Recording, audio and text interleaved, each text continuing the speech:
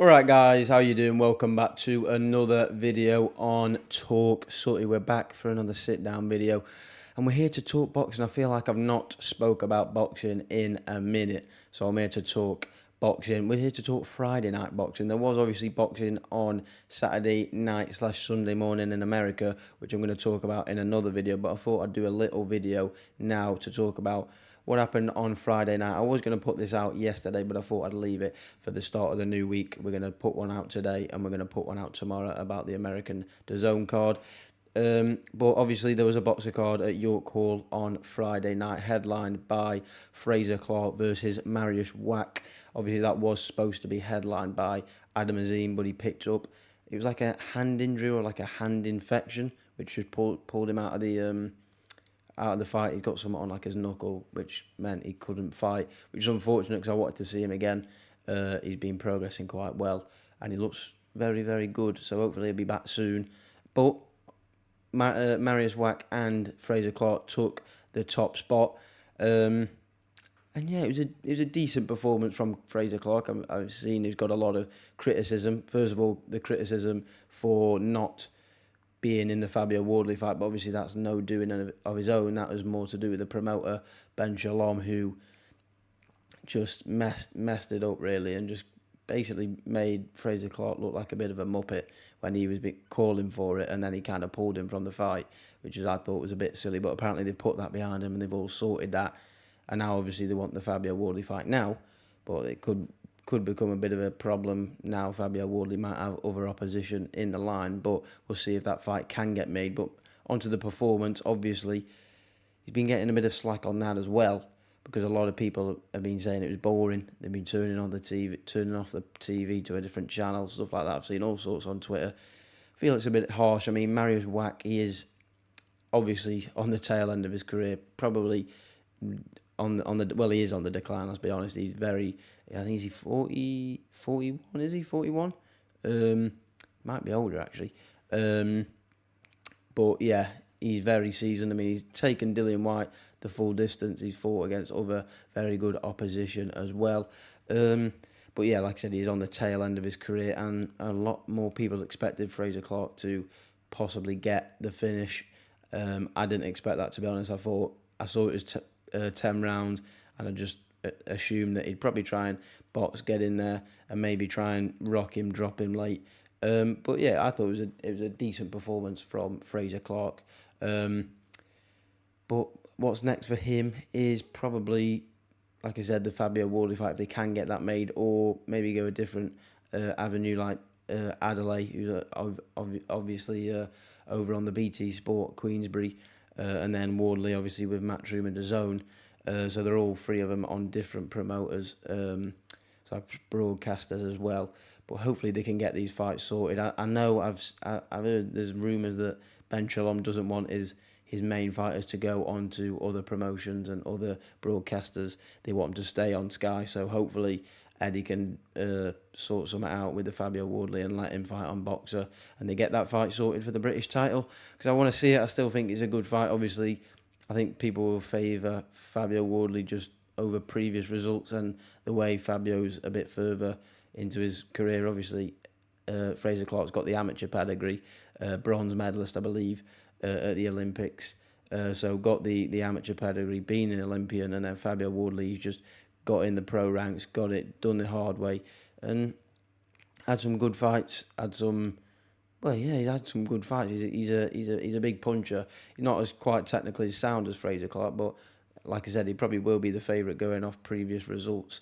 But I think it'll be a great fight. I hope that fight does happen. It'll definitely be a good one if it does. Hopefully they get that sorted by the end of the year, because I'm all for it. I'm definitely one to see that personally. I think I don't really want to go against an Olympian, but I feel like Fabio Wardley, I don't know, that's a tough one to call. I'm actually going to sit on the fence. I'm going to sit on the fence here until a bit closer, and hopefully when the fight's actually announced, that's when I'll probably make my prediction. Probably leaning towards Wardley if I have to pick one, but can't go against an Olympian, I feel, but you never know. Moving down the card, obviously, like I said, it was supposed to be Adam Azim's card. His brother Hassan Azim fought. He he got the stoppage. Very good performance from him. He's going under the radar a little bit. He's a puncher. He is a puncher. He's not quite got the speed of Adam Azim, and I think that's what takes people's eye. They see the speed, they see the explosiveness. But Hassan Azim is a pretty decent boxer himself, and he's got big power. To be fair to him, I think he is the older of the two. But obviously everyone's all attracted to Adam Azim because he seems to have a bit more of an energetic personality. He's charismatic, and obviously has got very good boxing skills and electrifying speed. Obviously, getting a lot of comparisons to Amir Khan's speed, how fast he is, because he is very, very explosive. You see him on the pads, you see him in the ring. It is quite impressive, to be fair, and it was a shame that he wasn't fighting. But talking about his brother, he had a very good performance, and I'd like to see him carry on doing what he's doing, just going slowly up the ranks, kind of improving his opponents fight by fight. And I think more and more people will start talking about him, because I do think he's a decent little boxer there. Finally, the one I want to talk about the most is Viddal Riley versus Anis Taj 2. At first, I didn't understand why this rematch got made in the first place. I know it got stopped by a doctor's stoppage because of the cut above Taj in the first fight, but I thought Viddal was pinging him with jabs, smashing him with right hand, and I just thought, all right, he got a cut. They stopped it. I mean, move on. He was clearly winning that fight, and he was clearly boxing his face off. But they did do the rematch. They had it on Friday in York, like I said. A sweaty York, by the way. It looked very, very hot. It was very hot on that day.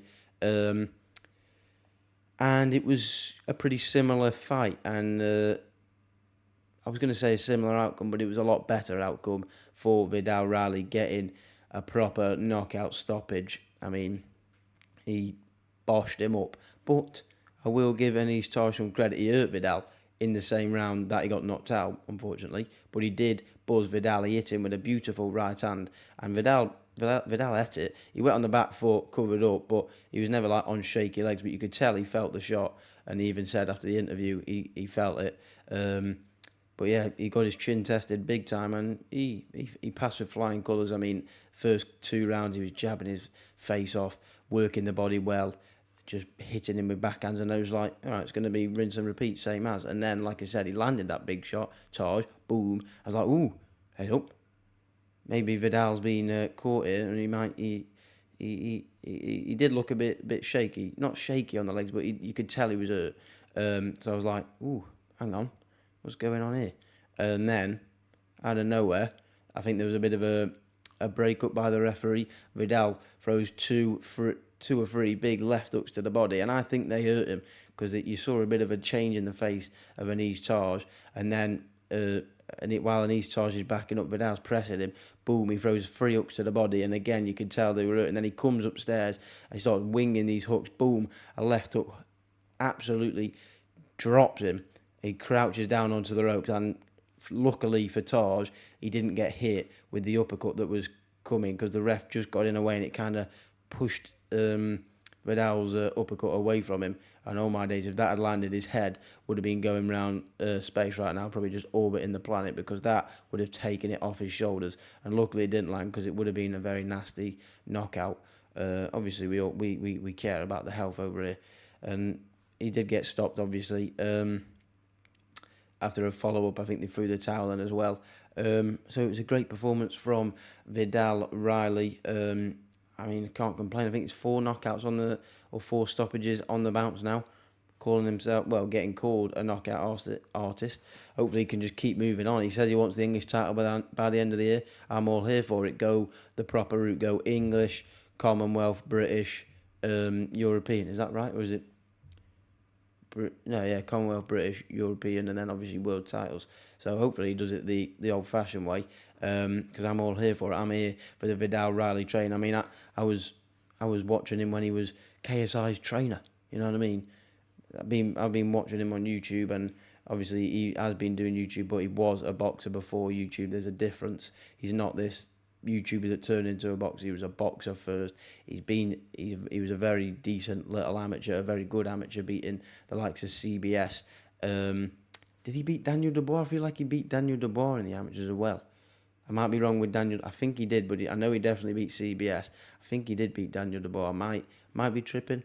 I might have mixed him up with someone else. But I'm a big fan of Viddal. I love him. I hope he keeps doing well, and I hope he keeps knocking these people out. But that is going to be it from me today. Hope you've enjoyed this video. Like I said, there will be another video up tomorrow about the Regis Prograis fight. I have watched a bit of the fight, but I'm going to watch it, sit down and watch it fully tonight, because it is a very close decision. I'm going to come back to you with my thoughts and a few of the other fights on the undercard of that. But that's going to be it from me today. Sooty out.